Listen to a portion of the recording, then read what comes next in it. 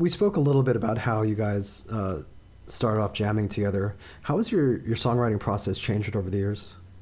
Do you guys still write as a band? Yeah, somewhat. I mean, I write most of it at home. I have like a little studio in my house that I just jam on, write riffs, and then arrange riffs, and then I give the guys a basic idea of the song, pretty much almost done in a way, and then I give it to them, and then we show up to practice, and then we just run through every part, and we just try to figure out what we like, what we don't like, rearrange it. So it starts out with me creating a song, and then I'll take it to practice, and then we'll just tear it apart, and just kind of rearrange it or rework it in a way.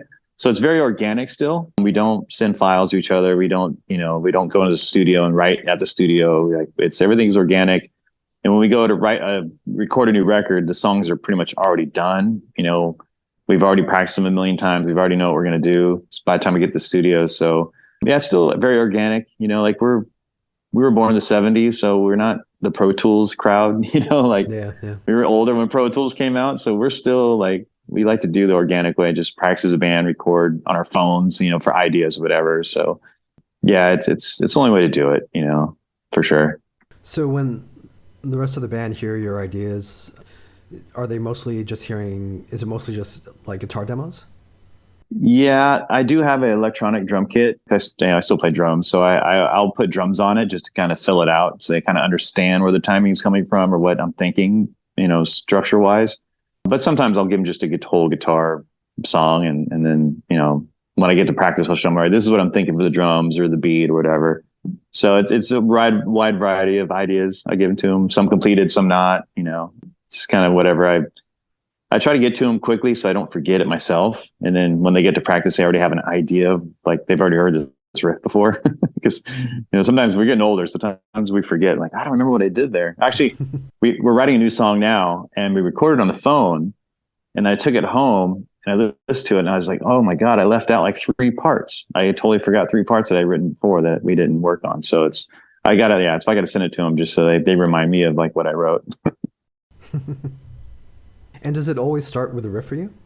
No, I'll sit at home and I will either play metal riffs, or I will play the most beautiful, like, atmospheric stuff on my effects pedals and just try to make something beautiful. And then whatever strikes me, then I'll just build off that. So it could build off a heavy riff, or it could build off some kind of melodic thing that I made on my effects pedals or whatever, and then I'll make a riff to complement that. So yeah, it's whatever just strikes me. Whether it's like, if it's soft, ambient, or if it's metal riff, it just kind of goes either way. Now, is that balance important for you? Finding the right balance between, the heavier side of Will Haven and the atmospheric, as you described it, the beautiful side?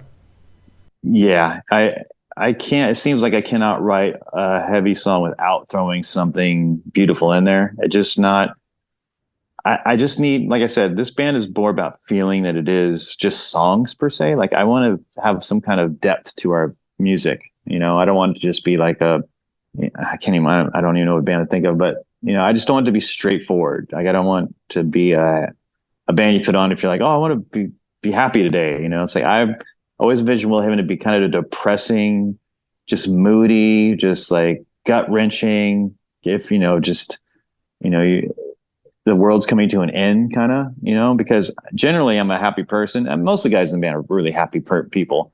So to have that yin and yang, you need something dark and dreary and scary, and to unleash, So Will Haven is our release. It's our deep, darkest fears and our deepest fears, and stuff we hate about the world and stuff we don't like about ourselves. And it just is really like the world is ending kind of vibe what we put out into our music, and that's always been important for me, because I'm a happy person, but I also have that depressing feeling that I kind of drawn to sometimes too. And it's just the balance of the world, it's like, I can't be happy and go write happy songs. I got to have some kind of balance in my life. And I need the music to be that way too. I need the music to be really dark and brutal, but I need something pretty to like make it balance it out. So that's just always something I've always been into. Bands like Pink Floyd do it really well.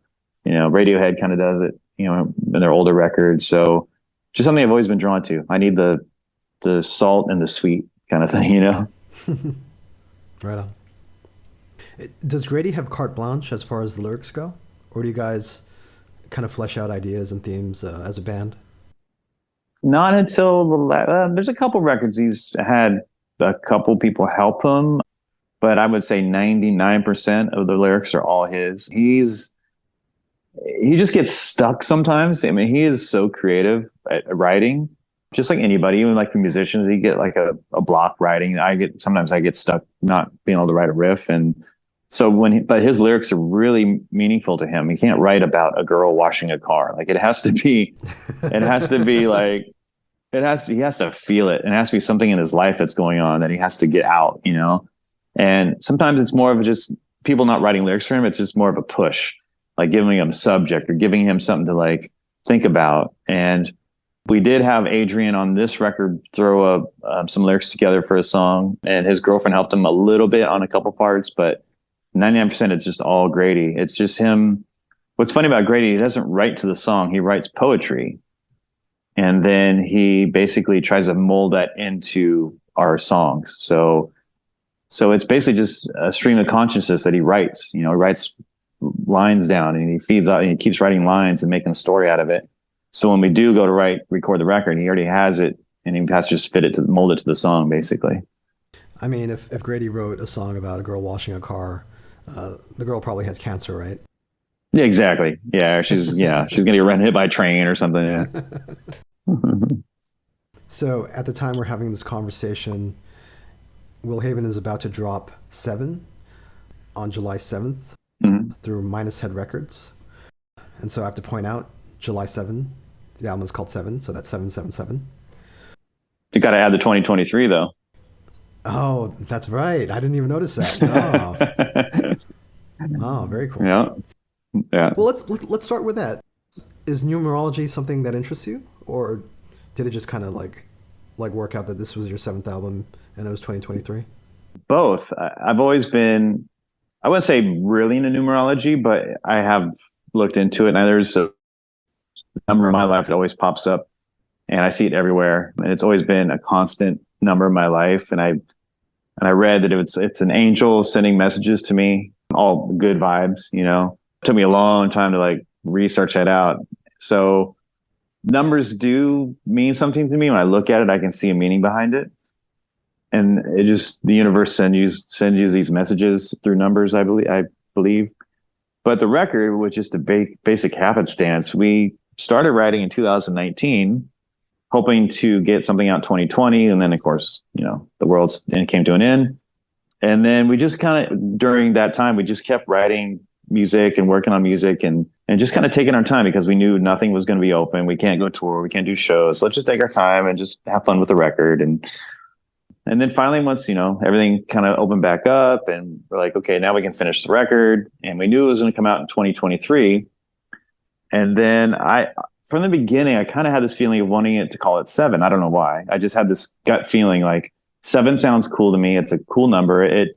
7 is a good number, but it's also a very bad number. So you can look at it either way, which fits our music. It's, you know, it could be good, but it could be evil. And so I always like that. And it's our 7th record. So I just felt that needed to be called 7. And I think the first connection I made was like, oh, wow, 2023 is equals 7. So that's kind of cool. And then we finally got the record finished. We got it mastered. And then I was talking to the people at Minus Head, and we were trying to figure out when to drop singles. And we were trying to like do every other 4 week, 6 week, whatever. So we were picking our dates of the singles. And he's like, when did you want the record to come out? And I'm like, I don't know. That's a great question. Maybe you know, fall, summer. I don't know. And then all of a sudden it just popped in my head. I'm like, wait a minute. When's July 7th?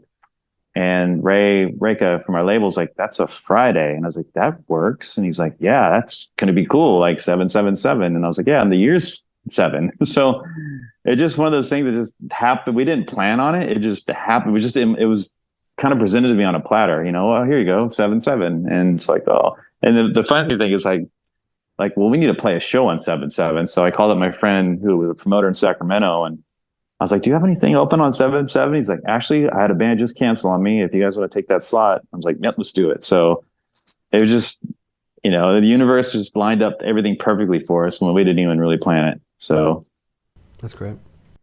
Yeah.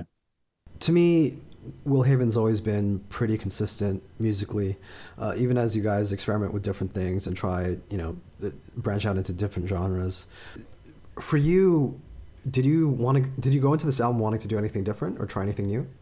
Yeah, I think every record I do. Last record, Morte, I wanted to kind of implement a little more old Will Haven stuff, because I think Vor was just kind of its own thing. That was a record I just really experimented on, just had fun with. But Morte, I try to go back to more of the older roots, but still keep it fresh and new. And then this one, I definitely had an idea of like making a heavy record, but just throw some curveballs in there every once in a while, but keep the vibe going, but take some twists and turns that you wouldn't normally expect from Will Haven, or something you would think a heavy part would come up and it wouldn't be heavy, it would be a quiet part. So yeah, I think we were just trying to push forward and try to create something new, and just kind of balance a little more than just kind of in your face for the half an hour.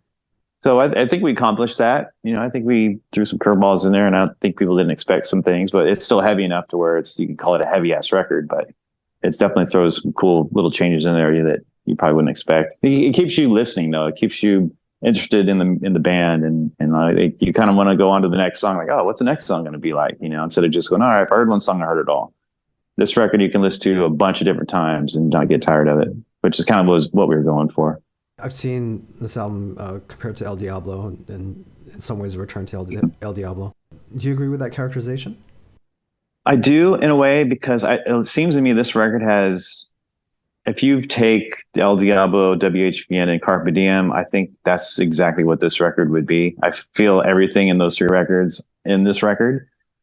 So it's definitely, this record encapsulates our whole career in a way. This is our sound. This is what we've kind of built over the years. So it's not a total left field, release. It's something that people and Will Haven fans will totally get, because there's a reference to kind of everything we've done over the years.